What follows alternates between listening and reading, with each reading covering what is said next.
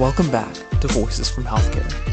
Every other week, I seek to paint healthcare in vivid color as I learn more about the human side of medicine.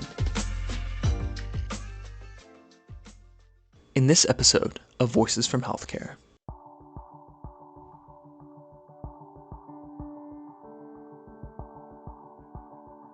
I feel so strongly about other people of color joining the medical field because it's important to see people that look like you in those environments.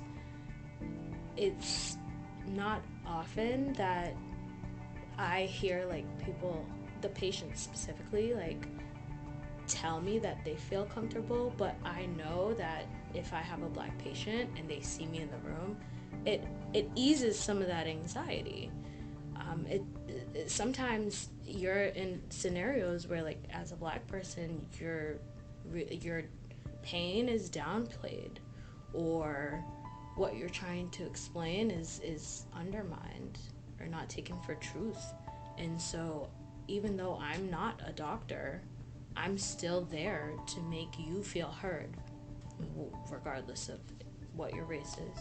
So I just find it important for people of color to join the medical field, to be present in the medical field, because we've been through some of those adversities. We understand what it's like to not be taken seriously and to not be seen as someone coming in for help. That's why people come to us to be healed, to receive help, and being there for everyone, it's important because a lot of people before me didn't have that opportunity. Most of the doctors are white. So when I do see doctors that aren't white, I'm happy. I'm thrilled that those people are changing those types of statistics. It's important, especially living in Massachusetts and in Boston, to acknowledge that there is a heavy set of diverse characters, that there's a lot of diversity within the city.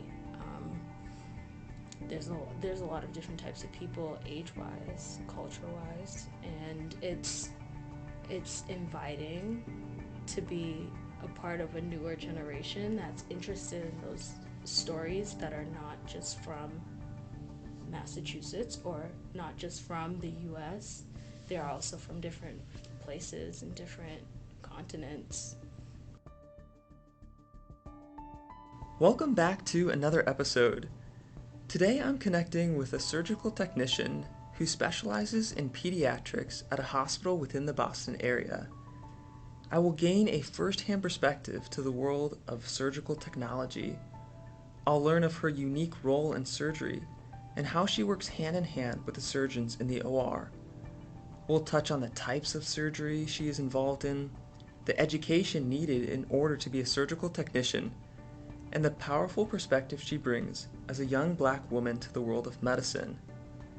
Angela pursued a biology degree in her undergraduate years and was later encouraged to enter into a 10-month surgical tech program where she learned about the sequence of surgery as well as the anatomical and physiological aspects of surgery. She is a strong advocate of the importance of wellness within healthcare and stimulating a healthy relationship between the old and young within the medical field. Angela is an incredibly joyful human being who is so filled with life. Her story is powerful, and it's a pleasure to highlight it today. It's such a pleasure to have you. Welcome to the podcast. Thank you so much, Jonathan. I'm really so happy to be here and finally able to talk to you in person. Of course. I want to start off with looking at the beginnings and the early stages. So as we've talked before, part of the mission and vision of this podcast is to educate aspiring healthcare professionals on the rich diversity within the medical field. There's so much diversity between nursing, anesthesia, or the various surgical departments within a hospital, yet few are aware of the collaboration within a surgical team. So as a surgical technician, you have to constantly be up to date on sequence of surgeries, you have to be familiar with medical jargon, and you have to anticipate the needs of the surgeon. Could you just describe your unique role within the world of that surge tech life? Yeah, so I tell people that my job is literally to read the room. So that means I'm looking at what the operating what's happening on the operating table, if a patient's on the bed or not, if the table in the background, if it's set up like they haven't touched it yet, it's still sterile, or if there's sponges everywhere and there's instruments spread about, I can tell that they've already either underwent the surgery or it's completed. I'm looking at anesthesia. I'm watching what they're doing because if they're getting ready to intubate, then I'm making sure I have everything I need and getting ready to scrub soon. And so I feel like where I come in is almost like someone who's able to help everybody in a certain way. So in the morning when I come in, if the anesthesiology resident is looking for something, I'm able to tell them, oh, okay, I can help you call somebody, or I know where it is, I can help you. If the nurse is too busy to get the blanket for the patient, I'm the one running out of the room to get the blanket for the patient. Or if the doctor needs a certain band aid, if he needs a band aid with baby shark on it, I'm gonna help him find the baby shark band aid. So I'm able to just kind of fill in the gaps throughout the day. I like to help my team and make sure that we're all on the same communication page and really make sure everything's safe. I feel like sometimes things are rushed, but when everyone is at the same speed of understanding what's happening in front of us, we're able to slow down and catch mistakes or prevent really big errors. So it's important to just read the room when you walk in and know what's going on based off looking at what's happening. That's so important. I want to look at your educational journey a little bit. Could you just explain for us your journey to medicine and healthcare and how you arrived at your current profession? I'd love to. So I didn't ever see myself in an operating room, like at all. But I also knew I wasn't going to want to do research at the end of my um, undergrad degree. So I was encouraged to do a surgical tech program because it would give me a new set of experience points, like XP points in a video game.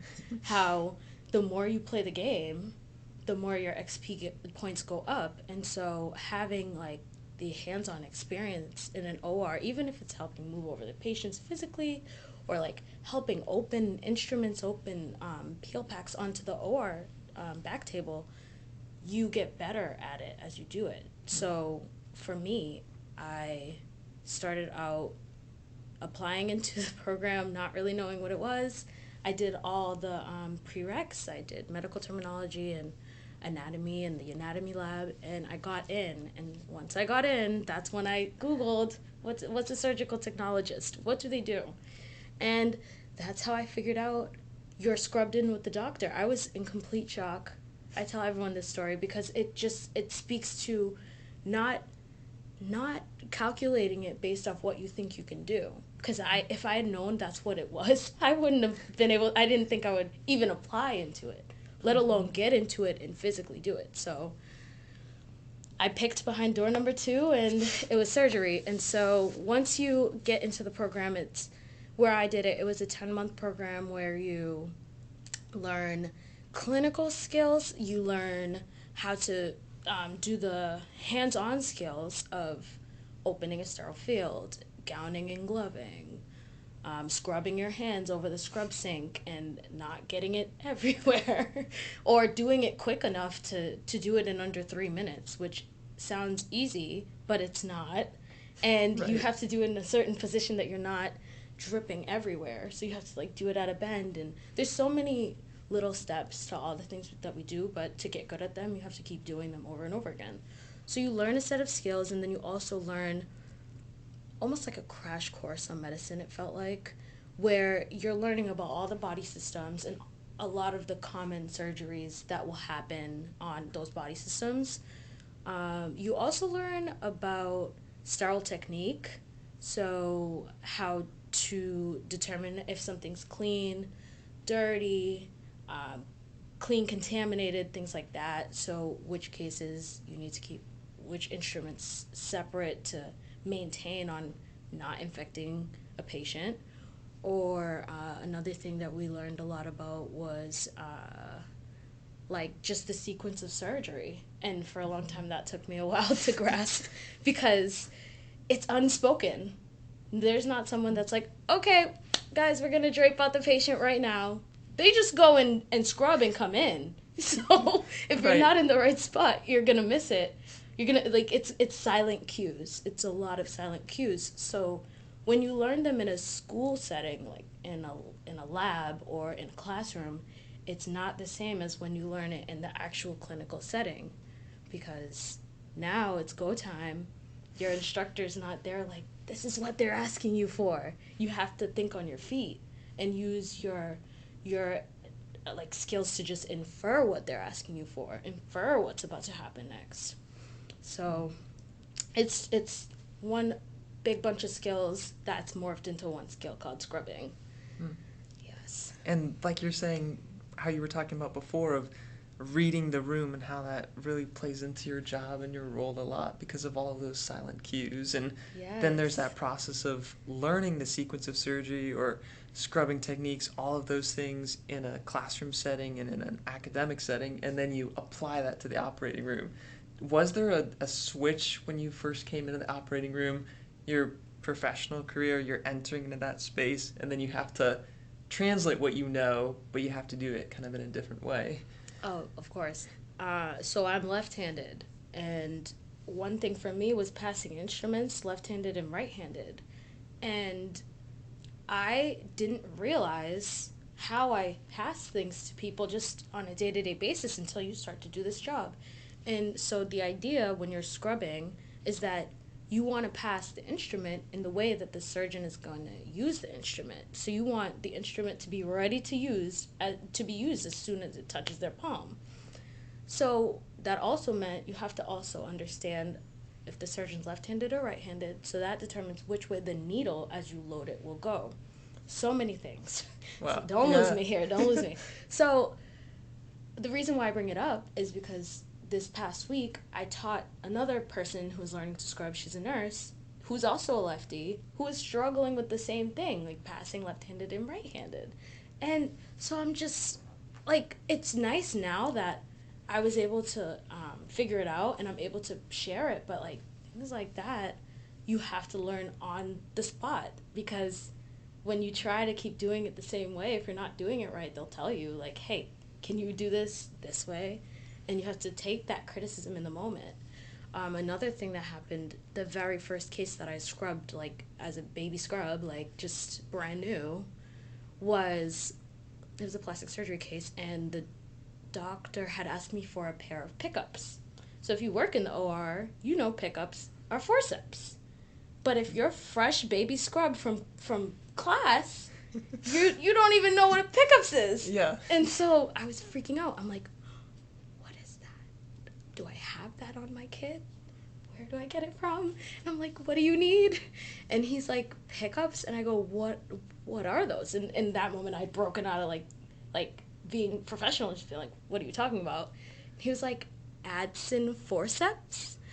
I go, oh, AdSense pickups. Oh, okay, this makes sense. And I was like, okay, I know what it is, but everyone has a different name for it. So that's one of the things you have to revert in and out of by service or by hospital, and so it's another reading in the room. You have to listen to the jargon and know what's going on. But I was freaking out because I didn't think I had the forceps, which I had a bunch of, but I just didn't know what he was calling them.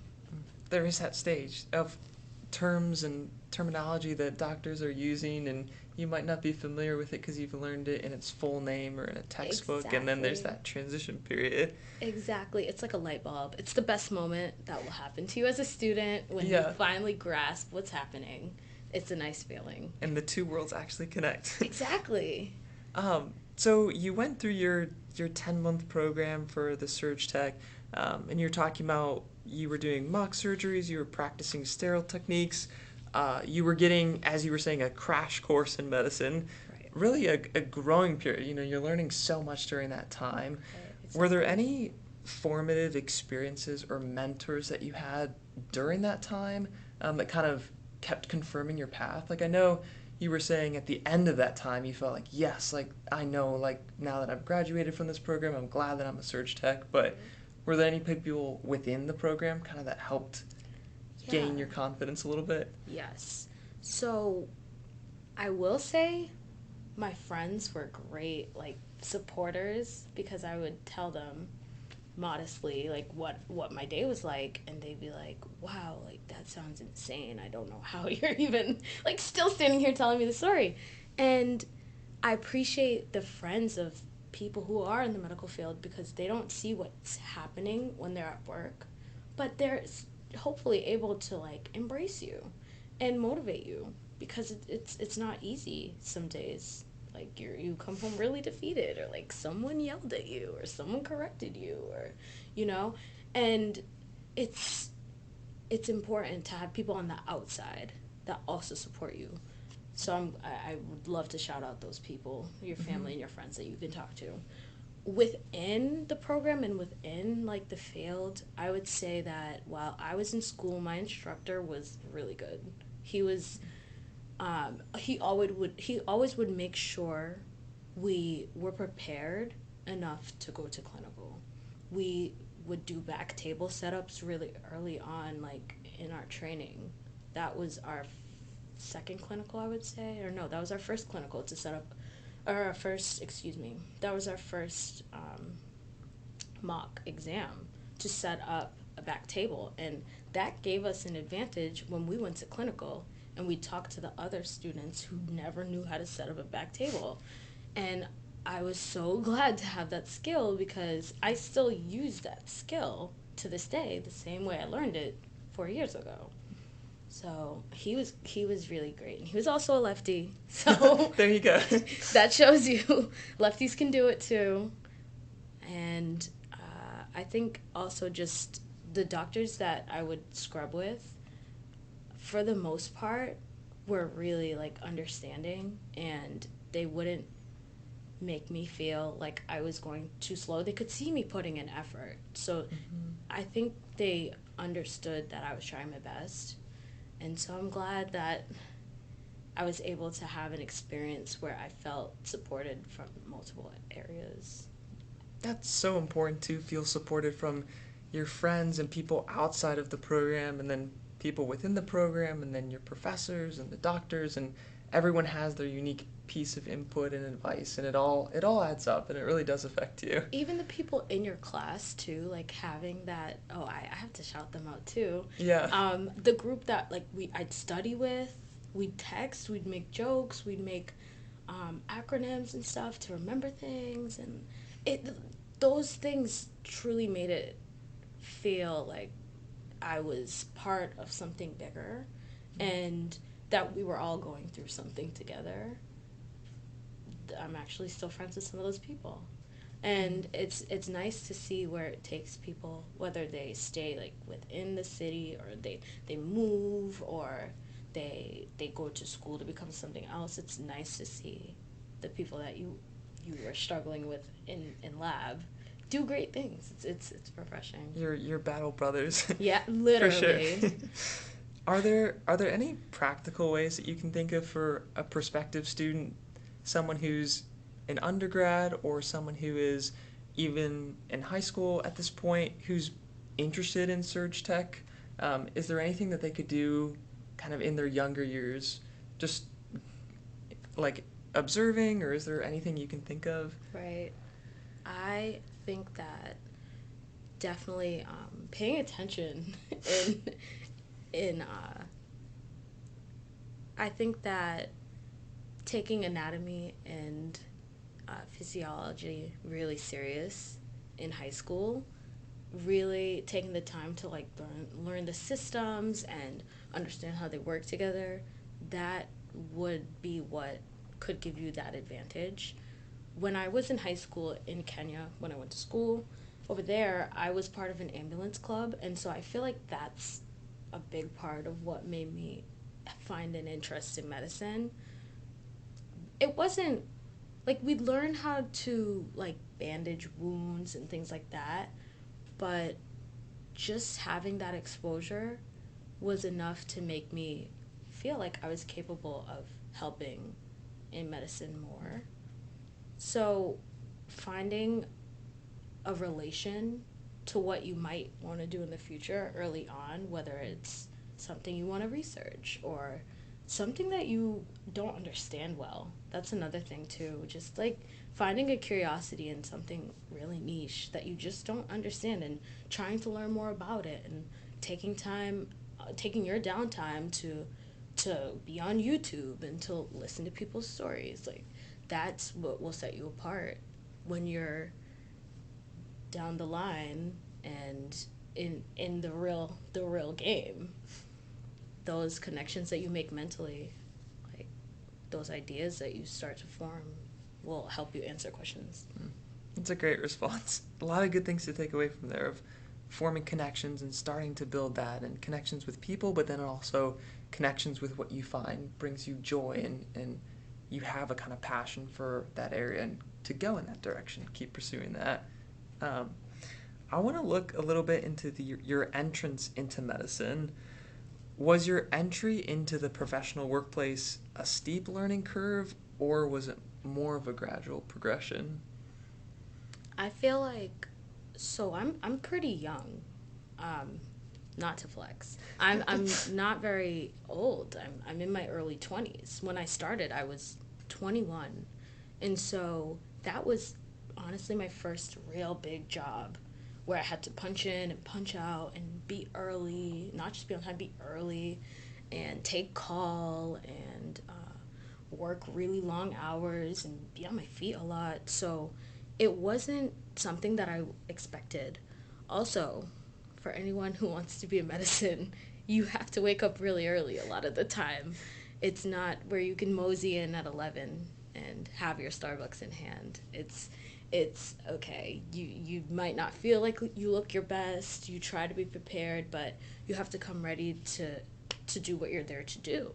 And that means you're waking up at 4:35 sometimes. So I feel that if I had known that, I don't think it would have deterred me away from it, but I would have at least been more aware. I would have tried to build an early routine earlier on. It's nice that like during clinical you get that full experience, like you're actually working the job when you're not. So clinical was super helpful for feeling like this was what I was really doing every day. It's important to like build habits and to like build a routine and to enjoy the routine because if you don't like the routine, you might not do it that often.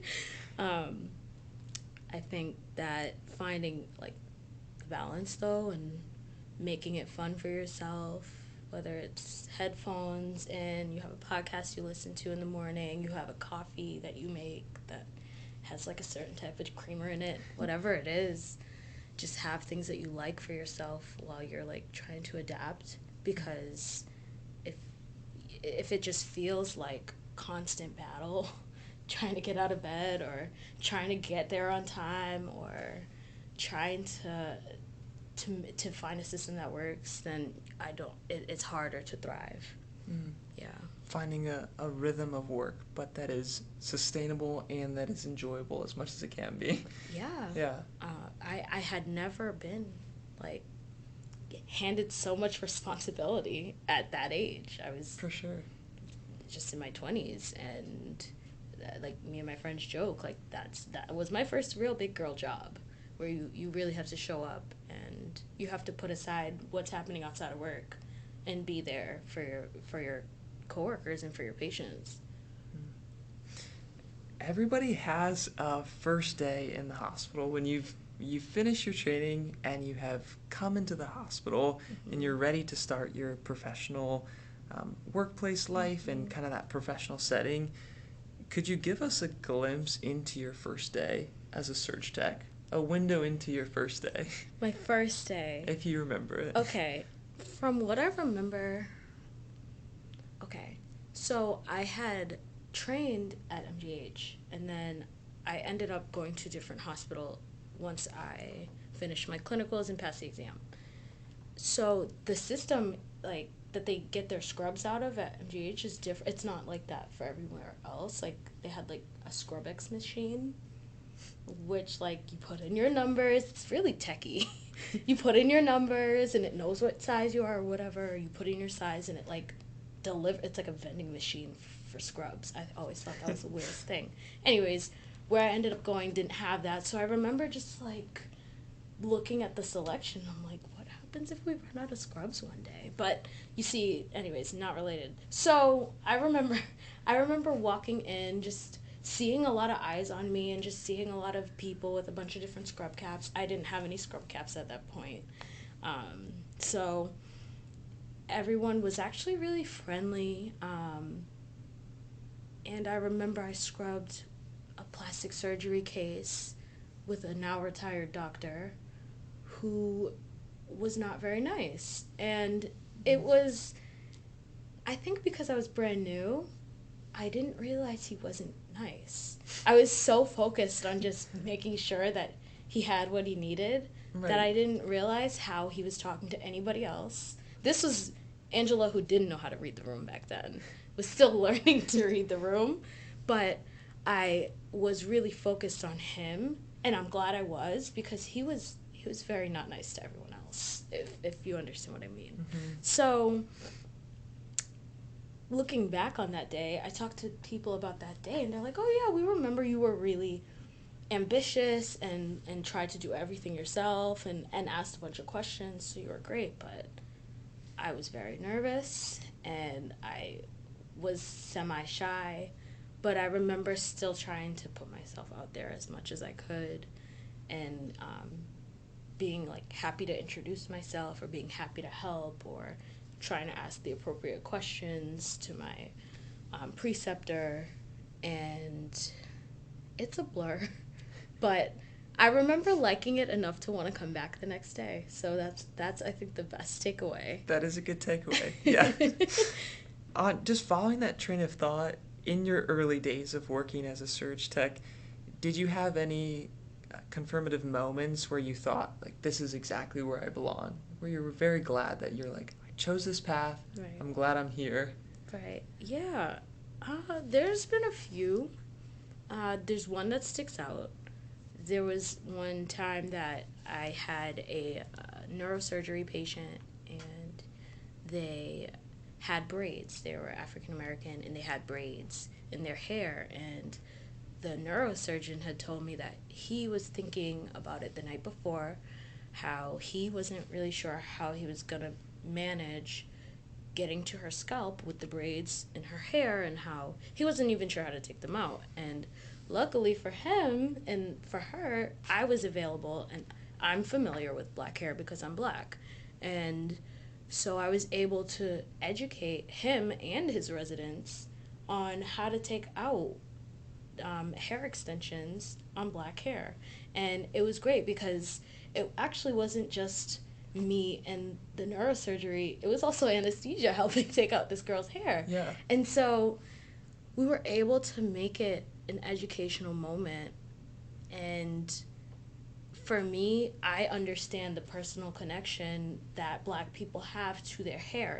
It's important. It's how we present ourselves to the world. It's a form of expression for us.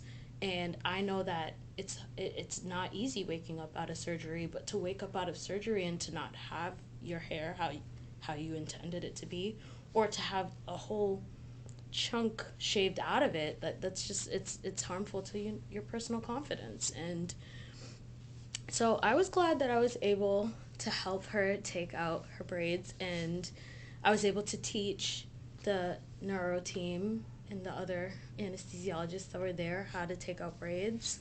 And he was actually able to shave right in between where the braids were. So we were able to take them out, but he was able to go back on the scar he had already been on. So it was great for her, it was great for him. It was like the best possible outcome, and I was glad I was able to make a difference for her. Yeah, that's really cool. And how you have that unique ability in that moment to make that patient feel comfortable and also to offer advice and input to the team and how you really were needed at that exact Right. moment. So it's It very confirming. it's confirming. It shows how important it is to have diversity of different kinds, like diversity of age, diversity of nationality, of origins, because that collaboration with those perspectives is what really makes a difference in the long run on patient interactions and having the best interaction you can with the team and with the patient. It's so important. I want to look into your day to day a little bit. Could you walk us through a typical day in your life? I know it's always changing, but on average, could you walk us through a day in your life? Sure, yeah. So I I wake up pretty early. I make sure to get out of the house early, and I'm on the highway. I drive into the city. A lot of people on the road also driving into the city. We're all going the same way. It's like herds of cattle. And once I finally park it where I'm supposed to park for work, I ride a shuttle and I get to the hospital. I change into scrubs every day, and we meet for a huddle in the morning, an overall huddle to just talk about the workflow of the day and if there are any cancellations of cases or if certain cases have to wait. And then I look for where I am assigned that day, and I'll look at like who my partner is, like who's circulating with me, and from there I'll figure out what room I'm going to and what type of surgeries I'm doing that day. So dependent on which room I am in or what day of the week it is, that determines what kind of surgery we'll do that day. And the hospital I work at does multiple types of surgeries, so I float within those different services. And yeah, every day is, that's where every day turns into different Yeah, different yeah. versions. Mm-hmm. And correct me if I'm wrong, but a surge tech generally has a couple surgeries that they specialize in and they know the sequence of surgery for those specific types of surgery. Was that something that you decided while you were still in your surge tech program, or Mm-hmm. was that something that you get assigned to when you Mm-hmm. step into the Mm-hmm. hospital, or how does that exactly work? Yeah, so when you're learning, you learn about everything, but as you rotate through clinical, you still rotate through almost every service. So you'll do like general surgery, plastic surgery, urologic surgery, neurosurgery. Sometimes you'll do dental. Sometimes you'll also you can well, what I did during clinical, I was able to observe cardiac. And so dependent on where you feel your skills are best, you're able to decide where you want to go and what you may want to do. So there are some surgical techs that only do eyes or only do general, or some only do plastics. But a good surgical tech is able to float throughout whichever service, because overall the principles seem to match up.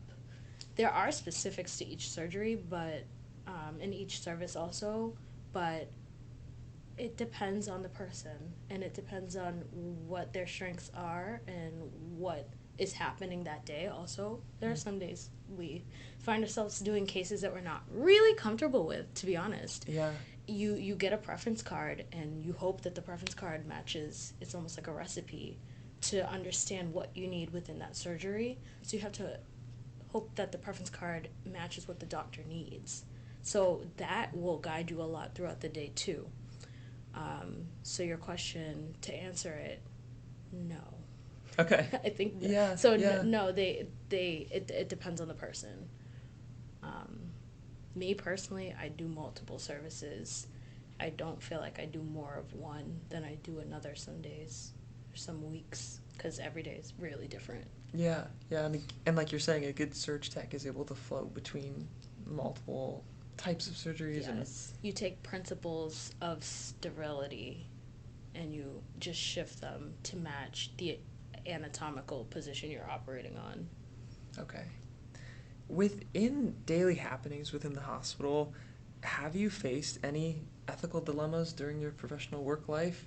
In terms that you might disagree with what the doctor is recommending and you have a different opinion, or have you ever had to kind of resolve that in your time as Yes. a surge tech? Yes. So there have been times where I I'm not sure how to approach a situation, and I'm not sure what the right thing to do is. More times than not, those situations that do involve me, I will be asked, "What do you think?" Like, they'll ask me what I think, luckily. And so there was one situation where we had a patient that wouldn't talk to us. So I believe they were the ones, they were of age, so they signed the consent. And then when we rolled back, they didn't say anything to us at all. They had something called, and I didn't know this was a thing, it's called selective mutism. And so that meant he only spoke to who he wanted to speak to. And so for us, this was an issue because we need him to comply. But if he's not verbalizing that he is willing to move over to the operating bed, then we can't force him to do it. Hmm. And so half of us were like, he already came in, he already signed the consent, he rolled back with us, we should just move him over. But then the other half were like, no, because he doesn't want to do it. He's clearly not complying, and we can't force him to do it. So we had a conversation as a team right there, and we ended up deciding not to do the case because he didn't want to move over and do it. He didn't want to put the anesthesia mask on him. He didn't want anything to be done to him, and so we had to respect that.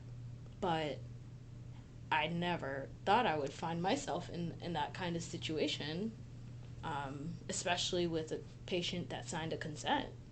Yeah, yeah. It can be really challenging too to know the ultimate wish of the patient, and you can't violate if they haven't given consent directly, but sometimes that can not, it's not clear. Exactly. It's Yeah. sometimes it's just not clear, and also we'll run into an issue where if the patient isn't 18 years old, someone else signs the consent, and so like if it's not their legal guardians or their parents, then we have to question the credit the the authenticity of the consent, because it has to be those people that sign it. It has to be a guardian or it has to be a parent. So if it's a grandparent and they're not the guardian, and then I have a newer nurse that's like, should I ask somebody about this? I'm always like, yeah, ask someone, because if you find it alarming for yourself, if something goes off in your head that makes you wonder, is this okay? Or isn't this okay? If you have to ask yourself that question sometimes, I highly recommend just asking someone, because something in our gut asks us or alarms us. Those hormones start alerting us to wonder more, and more times than not, it's with reason. So I encouraged her to ask someone else, and they were able to iron it out. And she was like, "Hey, Angela, like, I'm so glad you told me to ask someone, because Yeah. this would have been an issue later down the line." And it's just important to kind of trust your instincts. Hmm. We've touched on it before with just talking about that ethical decision and that collaboration that's needed with doctors and nurses, and you've described the sequence of surgery before as if you're watching a production team. Mm-hmm. Could you pull back the veil a little bit and give us a behind the scene view on the collaboration within the OR? Of course. It's one of my favorite parts of surgery. You can't do surgery alone. You can make a podcast by yourself, but you can't do every aspect of the surgery alone. You can't bring the patient back. You can't check all the consents by yourself. You can't intubate them. You can't put them to sleep. You can't open and close them alone. And you can't roll them off. You can't even move them over alone. Hmm. You need people to help you do all of these things. Now, the people that help us that actually aren't in the room, those are also very vital people to what we do. All the other types of techs, our environmental service workers, those are the people that we need just as much as the surgical techs and the nurses. And so I think the collaboration is a really big effort, that spreads further than we see or choose to see. So basically, what I'm trying to say is I work with everybody in the room. I collaborate with everybody, whether it's helping them find something in the OR, whether it's helping them understand something specific about a doctor's preference, or whether it's, hey, can you help me move this patient over really quick, or hey, can you grab me a blanket from the warmer, or hey, can you run to the pharmacy and pick something up for me because my patient is trying to hop off the bed. So you find yourself doing a lot of things, just aiding people when you're in the OR. So my role, what I will help do, I'll help anesthesia find IVs. Like I'll hold the arm if the patient's still kind of awake, or I'll talk to the patient as my nurse is trying to put leads on the patient just to kind of calm them down a little. Ask them what kind of dog they have, if they have siblings. Um, I'll what else will I do? I feel like while it's happening, it's like second nature. But when I'm not at work thinking about it, it's almost like watching a show. Um, yeah, I find myself just filling in the gaps for the people around me that are preoccupied. When anesthesia's finding IVs, like I said, I'll help them. I'll pull the sharps off the bed because they're gonna do that for themselves. But it's one less thing for them to think of when they're trying to do the rest of their job. So I'll say, hey, I took your sharp, and I'll take it and I'll put it in the sharps bin. And Right. little things like that, helping out in a small way like that is seriously something that people will come and be like, hey, you were so great today. I'm so glad you were able to like help me and make me feel supported. Also, at my institution, we teach new nurses to scrub, and so I'll help them scrub in, and I'll help them improve their techniques, or I'll help them answer questions, or learn new services, or even just figure out how to glove themselves, things like that. Like that's when the lefty thing really comes into play. Just teaching them lefty skills, that things that I struggled with, I'm able to help them improve and feel more confident. Um, Same thing with the residents. If I see them doing something and it's not like something that we do normally, or if it's not ideal for what we're doing, I'll say, hey, like I'll pull them aside and I'll whisper. I'll be like, hey, like if you're gonna touch my dental setup, can you just like put some gloves on? And some of them will be offended, but most of them will be like, thank you so much. If you see me do anything else, let me know. And I'm more than happy to help you, of course. So I find myself, like I keep saying, just filling in the gaps throughout the room and trying to make sure everyone's safe and just doing what's best for the patient. That's great. You've mentioned before in previous conversations that you are your biggest investment. Could you touch on how you've tried to apply that idea and principle as you've stepped into the workplace? Your job can be very demanding as you're dealing with add-ons for the day. Sometimes you're working overnight surgeries. Sometimes you're paired with a doctor you've never worked with before. So could you just touch on that idea of learning your limits, being honest with yourself, as well as just that importance of wellness, self-care within the medical field? Right. Yeah. I feel so strongly about taking care of not just the outside, but the inside of the person that you're putting out into the world to help people. It's so important that we help ourselves, and I feel like definitely COVID-19 was a turning time for mental health and for really prioritizing mental wellness. It was a lot to handle for people that weren't in healthcare and a lot for the people in healthcare.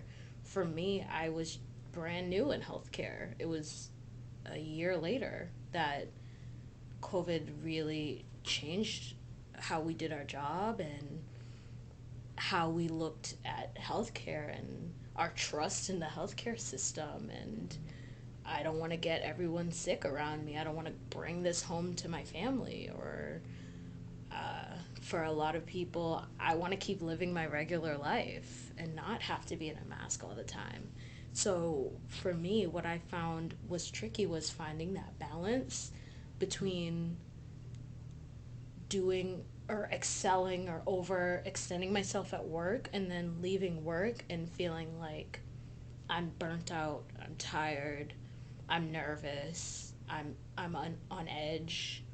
Um, I don't feel like I have that much experience. I wish I had a vacation. What else? I don't know what tomorrow will look like. That was a big question for us because when COVID hit, we are canceling a lot of surgeries. So it's like, what do you do when there's nothing to do at work?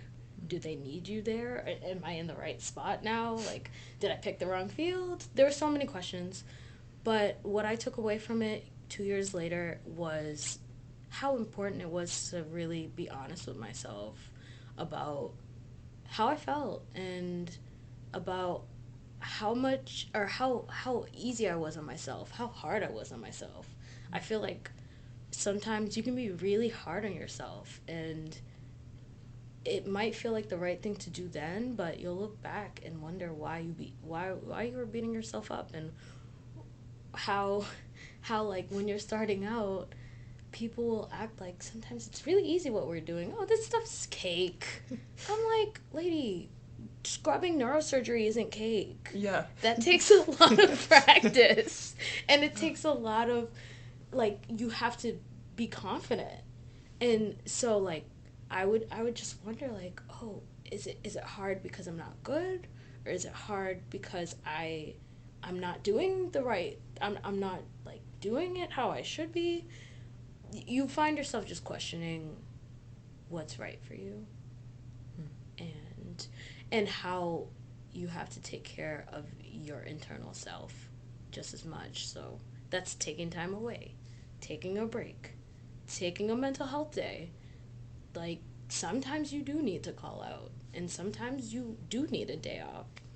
Sometimes you need someone to talk to. Knowing when you need to talk to someone, knowing when you need to vent to a coworker, or knowing when you need to talk to a friend who will get your mind all the way off of it. Um, or like if an issue like comes up at work, knowing who to talk to at work to get that issue handled and not waiting until the issue is now inflamed and there's not time to solve it. Um, Definitely important. It's really important to take the time that you need for yourself and to not pour out of an empty cup because we can't help people if we're not even helping ourselves. We always need to have our own interests in mind, and we were kind of talking about that earlier. Like when you go to shadow somebody, you have to be like ready to be there, meaning you have to make sure you're hydrated, you have food in your stomach so that you don't pass out. And it's not that you mean to pass out, but you have to be aware that your nerves will eat up what's going on and you'll just fall like a fly. So Yeah. you have to know, or you have to know when you're starting to feel really dizzy. That's another thing I didn't realize until it happened to me in clinical. I started to see stars. And for the safety of yourself, because you don't want to fall and hit your head, and for the safety of the patient, you have to know, like, I need to tell someone I feel dizzy and just back away and back up towards the wall. And so that way I can kind of just slide against the wall if I need to go down, or, or I'm just I'm not near what's going on to affect it negatively. So, yeah. And it's not just for you personally, but it's for the people that you will end up affecting. And Exactly. especially for people within healthcare, and you're serving all of these patients and people. Right. And if you're not taking care of yourself, you can't Right. effectively help them. Right. I So, can't show up to work sick because I'll get not only the patient sick, I'll get the people that are supposed to be taking care of the patients sick too, which isn't any that's not good either. So you really have to be honest with yourself about your limits. hmm, that's really good. You have such a powerful perspective as a young black woman in a historically male dominated field. Could you give us a glimpse into how your unique perspective can foster positive change within healthcare? Absolutely. I feel so strongly about other people of color joining the medical field because it's important to see people that look like you in those environments. It's not often that I hear like people, the patients specifically, like tell me that they feel comfortable, but I know that if I have a black patient and they see me in the room, it eases some of that anxiety. Sometimes you're in scenarios where, like, as a black person, your pain is downplayed, or what you're trying to explain is undermined or not taken for truth. And so, even though I'm not a doctor, I'm still there to make you feel heard, regardless of what your race is. So, I just find it important for people of color to join the medical field, to be present in the medical field, because we've been through some of those adversities. We understand what it's like to not be taken seriously and to not be seen as someone coming in for help. Mm.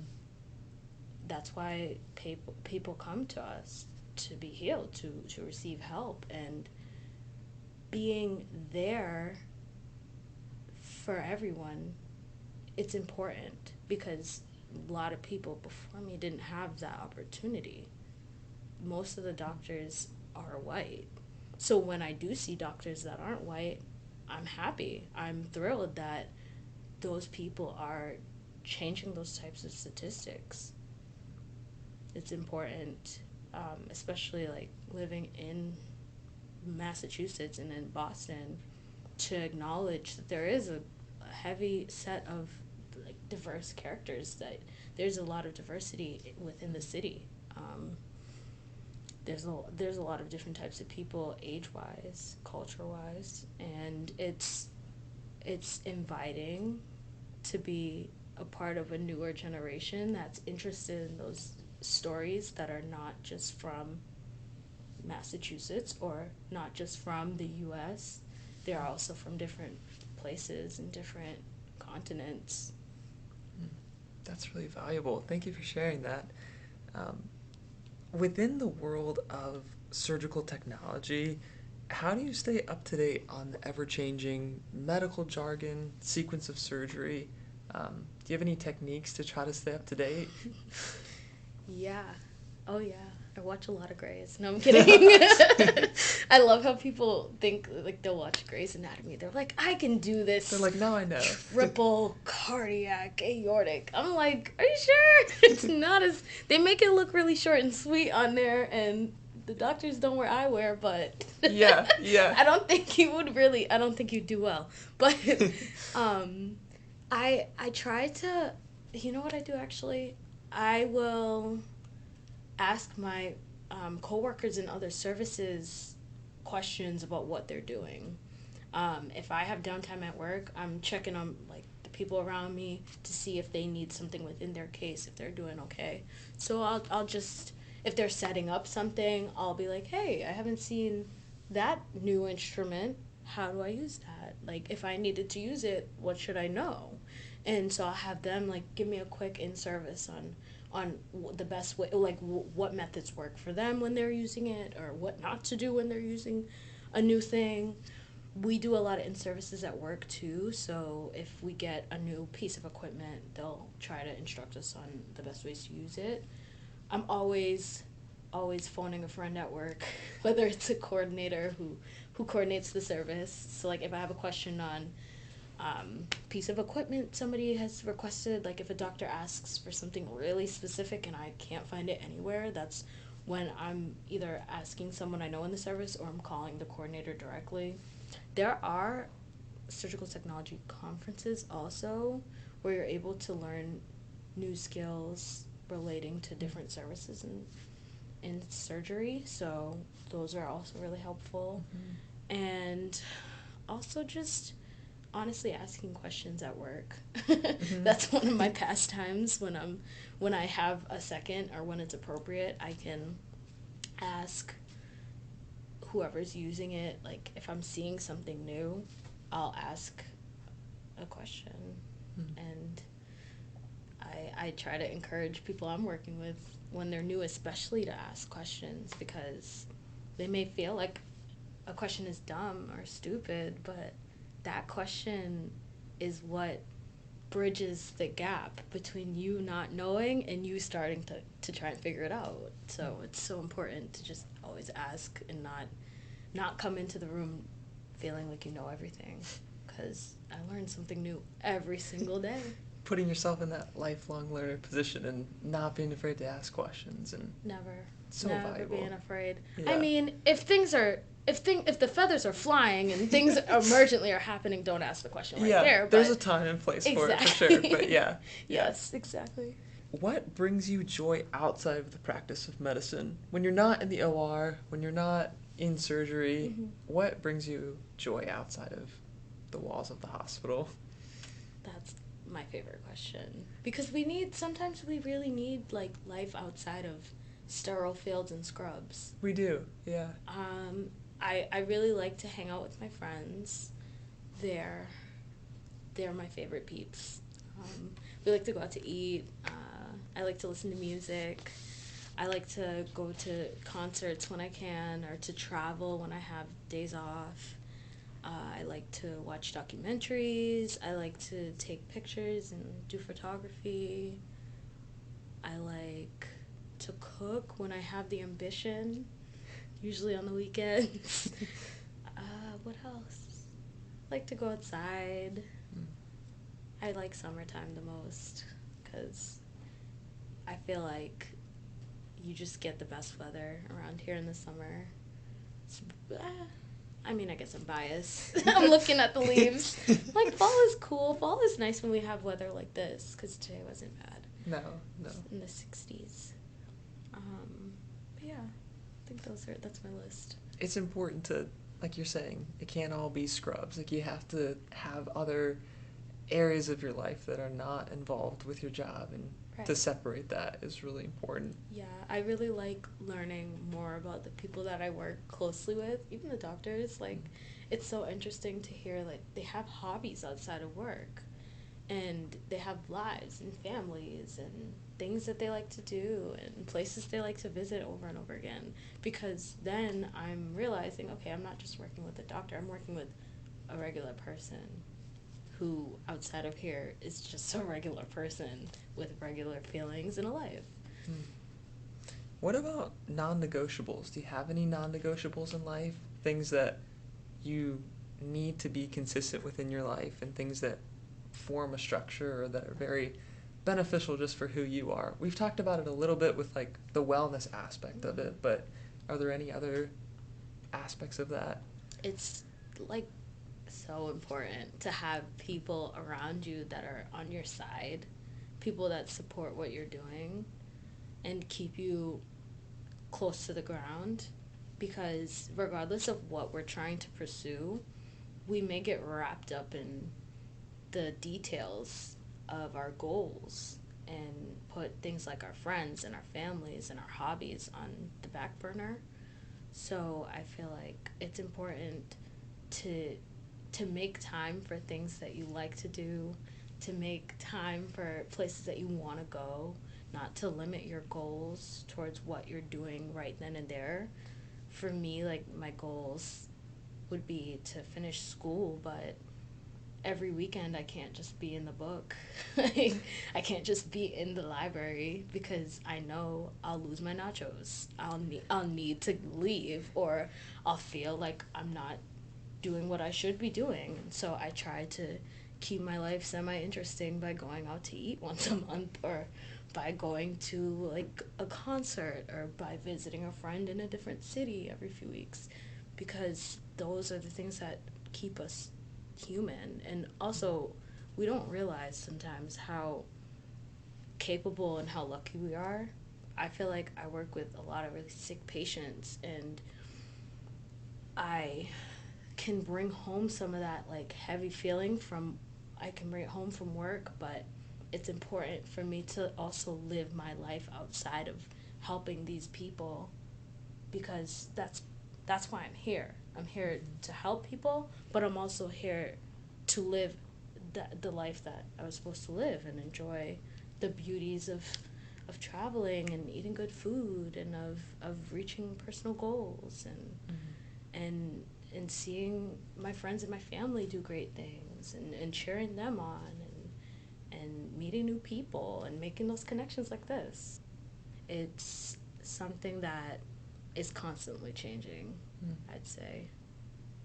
And you're not losing the human side to who you are too, and you have to keep yourself human. And at the end of the day, we are human, and we need our breaks, and we need our rest, and we need our creative passions and loves, and part Oh, of for who we sure. are as people. And we Yes. can't just study all the time, or we can't just be focused on our career all the Mm-mm. time. But we do Mm-hmm. need that balance. We need that balance. Yeah, We really do. yeah. I want to look briefly at the idea of the younger generation as a culture of change. You've talked about it a little bit in previous conversations, but could you just describe that idea of just being within the younger generation and for you personally entering into the field of medicine as a younger adult? Could you just describe how you have the potential to kind of to change the culture within medicine or certain like age old practices or things that have been around for a while that you can bring a fresh perspective or a new eyes to that? Yeah, sure.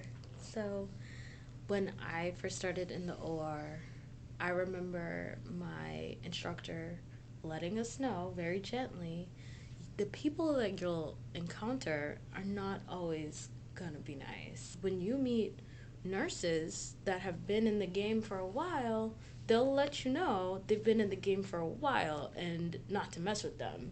They won't say it like that, but they'll let you know that you're in their territory and that you need to do things the way that they're telling you to do them because that's how they've done them since the 80s. Now, it's not always a bad thing to Mm-hmm. do things the way they've always been done. However, I've learned that it's not the only way to do things. There are some practices that go down to just how people like to set up their back tables. If people like to cover it with an extra sheet, if they like to put a towel where everyone puts a towel, if they don't, where they don't. So there's what I learned is that there's a lot of different formulas that can equate to the same end result. So we don't have to really fight about how we do the little pieces of these things. Meaning, we don't have to disagree on things that are not really worth focusing on. So I feel like instead of some of the nurses that would nitpick on my technique and not try to teach me their technique in a way that made sense to me, or they would just be really keen on not letting me do or letting me try it.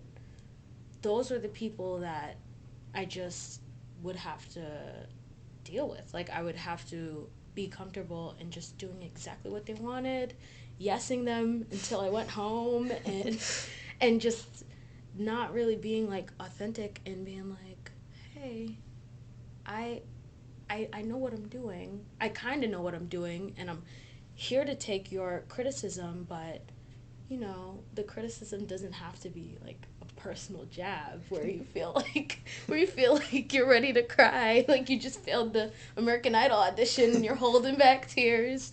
It didn't have to like be that serious, and I feel like sometimes that culture of the nurses that you meet that are like old school nurses that you meet can be vicious, Mm. and like their approach is to eat their young a little bit, and or also to just throw you in the deep end and then you're doggy paddling trying to get to the shore and you just feel like you're floundering, and I feel like where I come into that is I don't like that approach. I don't like people coming into the OR feeling nervous to ask a question, feeling nervous just being there because that energy I can feel when you're nervous. It doesn't make me feel any more comfortable, and I have a lot to think about right now.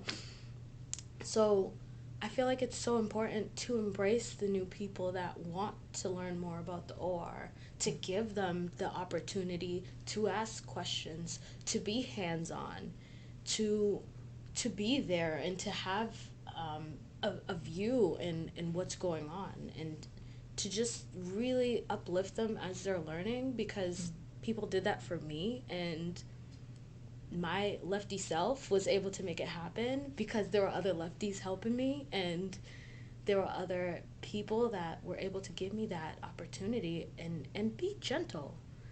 Like a little gentle. I like to tell the people I'm teaching, we weren't born knowing how to scrub. No one was born knowing how to do a lap appy. We don't know how to just scrub these things from nowhere. We all started out being completely clueless.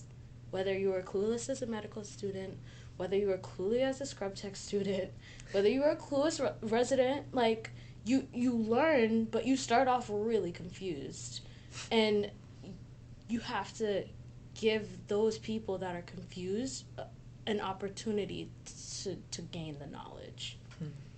You do have to give them that opportunity, and instead of there being that critical look as an older person looking at the younger of saying, you're coming into my space, there needs to be more of that mentorship and that training, and realizing that although you're young now, you eventually will take their position and their role. And yeah, you need that constant communication too between the older generation and the younger generation.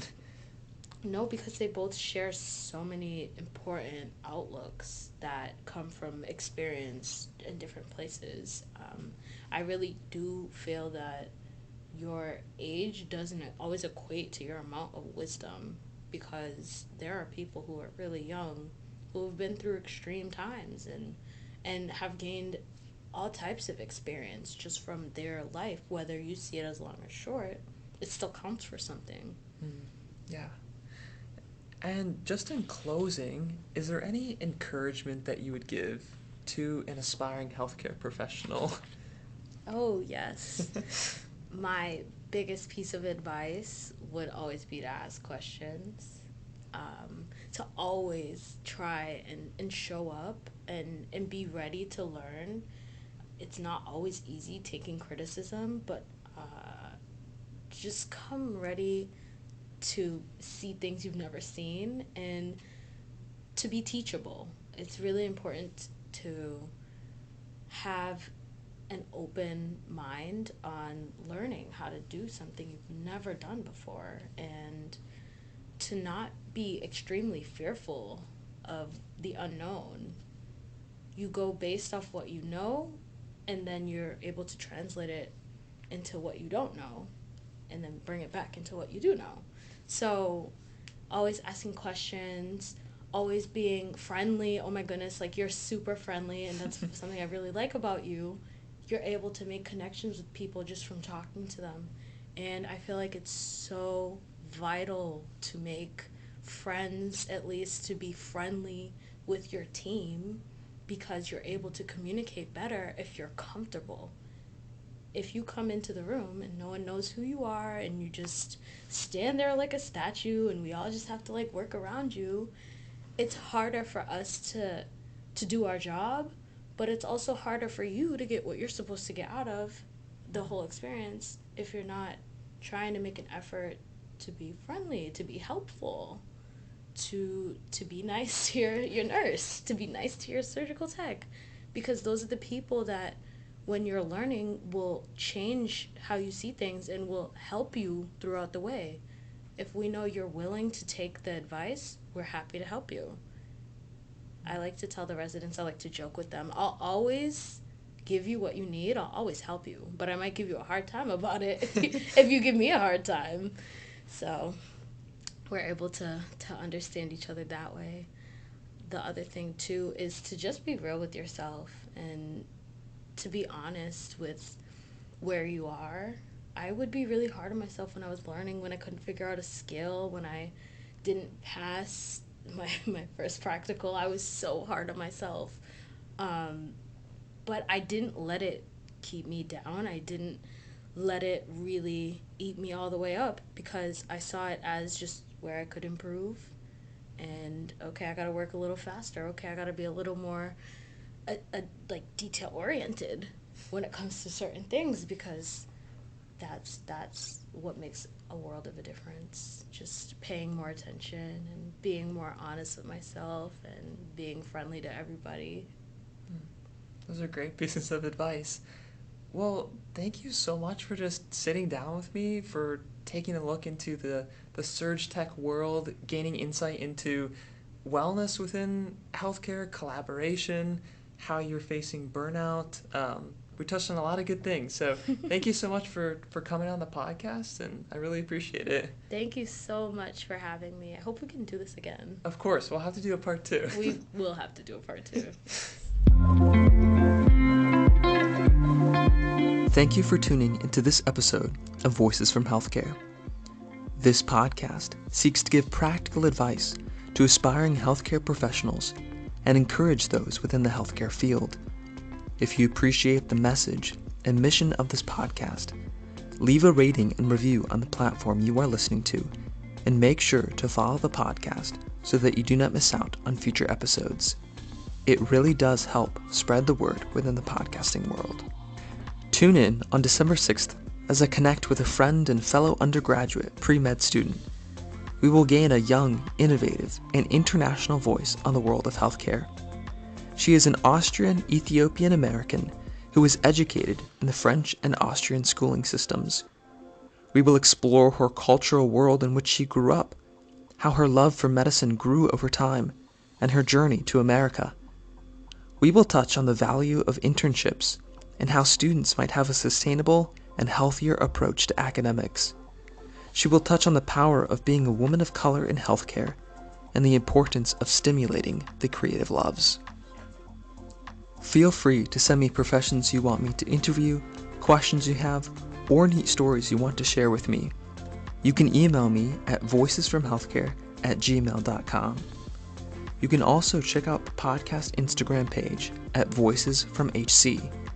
Here I'll post important updates about season launches, episode information, and more. Although this podcast seeks to be informative, information discussed cannot be taken in place of medical advice.